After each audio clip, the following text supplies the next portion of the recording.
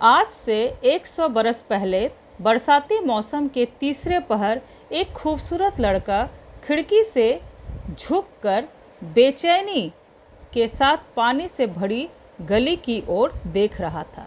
यानी 100 साल पहले की घटना है। 3 बजे के लगभग एक बालक क्या है, बरसाती मौसम, बारिश हो रहा है, अपनी खिड़की से झांककर गली को देख रहा है।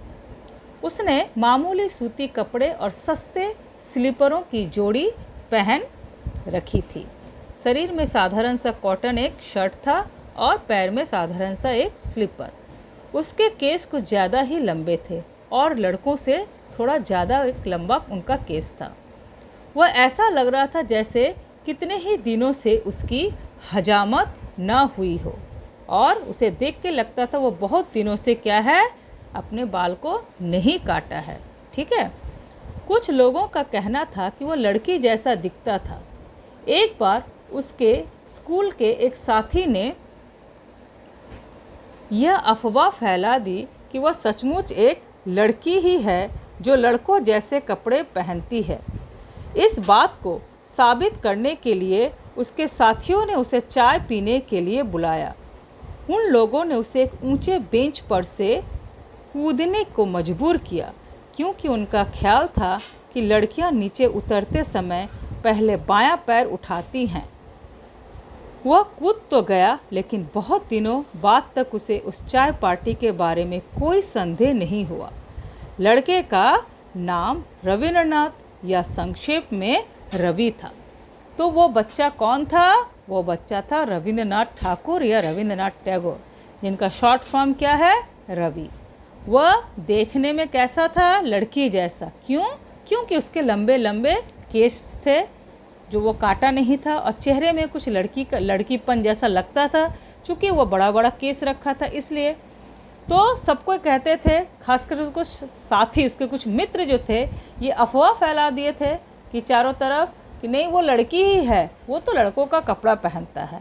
और इसको प्रूफ करने के लिए उन्होंने क्या किया, एक रचना रचा। क्या?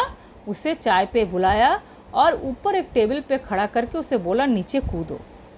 और ये कहा जाता है कि लड़कियां क्या है, कैसे कूदती है? लड़कियां अगर ऊपर से कूदती है तो पहले बायां पैर उठाती है और ऐसा करने से ही वो लड़की है, ये प्रूफ हो जाता है। और ये घटना रविंद्रनाथ को बहुत दिन तक भी पता नहीं चला कि उन्हें उस दिन क्यों चाय पे बुलाया गया था और उन्हें ऊपर से क्यों उदवाया गया था। बरसाती मौसम के एक तीसरे पहर 8 साल का रवि अपने मास्टर के आने की राह देख रहा था। वह मन ही मन चाह रहा था कि पानी भरी सड़कों के कारण मास्टर न आ पाए, लेकिन अफसोस वक्त की पूरी पाबंदी के साथ उसकी तमाम उम्मीदों को मिट्टी में मिलाता हुआ सड़क के मोड़ पर पैबंद लगा एक काला छाता दिख पड़ा। वो सोच रहा था रविंद्रनाथ, ये भी घटना उसके 8 साल की है। वो यही सोच रहा था कि बारिश हो रही है, रास्ते में पूरा पानी पानी है, आज टीचर ना आए पढ़ाने के लिए। लेकिन उसकी सारी जो उम्मीद थी वो मिट्टी में मिल गया। कैसे? क्योंकि वो दूर से ही देख रहा है कि मास्टर जो हैं वो एकदम टाइम के पक्के थे, टाइम को पूरा मेंटेन करते थे। और फटा हुआ छाता जिसमें कपड़े लगाकर सिला गया था ताकि पानी अंदर ना गिर सके, उसे लिए हुए वो आराम से चले आ रहे थे। ठीक है, अब तो उन्हें पढ़ना ही पड़ेगा। अब अपनी किताबें लेकर नीचे के एक मध्यम रोशनी वाले कमरे में जा बैठने के सिवा और कोई उपाय न था। उसकी आंखें नींद से बोझिल हो रही थी, लेकिन रात में देर तक पढ़ना था। और क्या क्या सब्जेक्ट पढ़ना था? एक तो बेचारे को नींद आ रही है और बहुत रात तक पढ़ना था। क्यों? क्योंकि उन्हें पढ़ना था अंग्रेजी यानी इंग्लिश, गणित, मैथ्स, विज्ञान, साइंस, इतिहास, हिस्ट्री और भूगोल यानी ज्योग्राफी। यहाँ तक कि आदमी के शरीर की हड्डियों की जानकारी पाने के लिए उसे एक नर कंकाल को भी हाथ लगाना पड़ता था।